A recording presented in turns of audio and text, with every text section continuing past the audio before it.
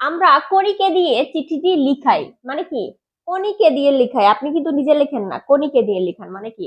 একটা থার্ড পারসনকে দিয়ে কাজটি করান। দেখুন, তো have, we have Koni right. সবাই কেমন আছেন? আশা করি সবাই ভালো আছেন। আজকে একটি নতুন টপিক নিয়ে আলোচনা করবো। টপিকটি হচ্ছে পজিটিভ ভার্ব হ্যাভ। তো আমি আমার আগের ভিডিওতে পজিটিভ ভার্বকে নিয়ে আলোচনা করেছি। তো পজিটিভ ভাবটা মূলত কি? পজিটিভ ভাবটা মূলত হচ্ছে কি, আমি নিজে কাজ না করে অন্যকে দিয়ে যখন কাজ করাবো সেটা হচ্ছে কি পজিটিভ ভার্ব। ঠিক আছে, তো এখানে কিছু উদাহরণ দেওয়া আছে, চলুন সেগুলো আগে দেখে নিই। তো এখানে দেখুন, দেখুন গেটের আর হচ্ছে গিয়ে হ্যাভ ভার্বের, পজিটিভ হ্যাভ ভার্বের সাধারণত সিমিলারই হয়, কিন্তু এখানে কিছু দেখুন, হ্যাভ ভার্বের ক্ষেত্রে কি হয়, সাবজেক্ট হ্যাভ, তারপর অবজেক্টের পর যদি আপনি পার্সন অবজেক্ট হয় তাহলে ভার্ব ওয়ান হবে। ঠিক আছে, দেখুন কিভাবে আমরা কণিকে দিয়ে চিঠিটি লিখাই মানে কি? কণিকে দিয়ে লিখাই, আপনি কিন্তু নিজে লেখেন না, কণিকে দিয়ে লিখান মানে কি? একটা থার্ড পারসনকে দিয়ে কাজটি করান। দেখুন, তো have, we have Koni write the letter. এখন দেখুন, হ্যাভ এর পরে এই যে হ্যাভ ভার্ব, এই যে হ্যাভ ভার্বের পরে পার্সন অবজেক্ট হয়েছে না, এই কারণে কি হয়েছে, ভার্ব ওয়ান আমরা এখানে ব্যবহার করেছি। আশা করি আপনি বুঝতে পেরেছেন। তো এটা তো প্রেজেন্টে আছে, আপনি যদি এটাকে পাস্টে করেন তাহলে কি হবে, উই হ্যাড, হ্যাভ এর পরিবর্তে কি হবে, পাস্ট ফর্ম হ্যাড ব্যবহার হবে।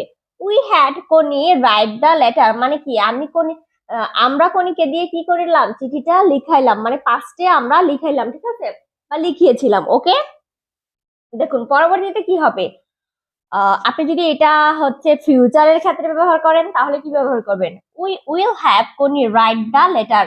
দেখুন, আমরা কণিকে দিয়ে চিঠিটা লিখাবো, এটা কি ফিউচারের ক্ষেত্রে লিখাবো। আশা করি আপনি বুঝতে পেরেছেন।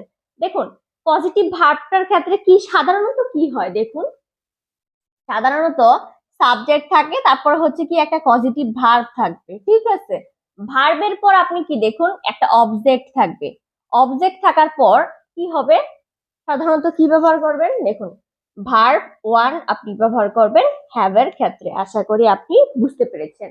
পরবর্তী এটারই আরেকটা স্ট্রাকচারে যদি যাই, যে এটার দুইটা স্ট্রাকচার আছে গেটের মতো। এখানে যেমন অবজেক্টের পরে টু ব্যবহার করেছিলাম না গেটের ক্ষেত্রে, আর এখানে হচ্ছে আমরা কি ব্যবহার করেছি, টু আমরা ব্যবহার করব না।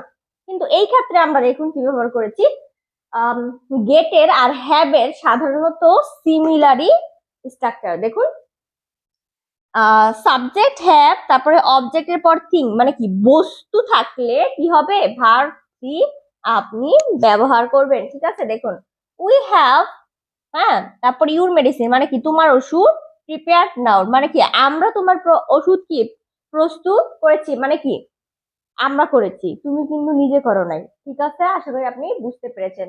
তো দেখুন, হ্যাভ এর পরে কি ব্যবহার করবেন, অবজেক্ট থিং থাকলে এটার পরে কি হবে, ভার্ব, এই যে ভার্ব সি ব্যবহার হবে। আশা করি বুঝতে পেরেছেন। যদি কেউ এই সেন্টেন্স গুলো বুঝতে না পারেন অবশ্যই আমাকে কমেন্ট করে জানাবেন যে ম্যাম আমি বুঝতে পারিনি, আমাকে বুঝিয়ে দেন। আমি অবশ্যই আপনাদের বুঝিয়ে দেওয়ার ট্রাই করবো। তো আজকে এই পর্যন্তই, দেখাবো অন্য কোনো ভিডিওতে। ততক্ষণ পর্যন্ত সবাই ভালো থাকবেন। ধন্যবাদ সবাইকে।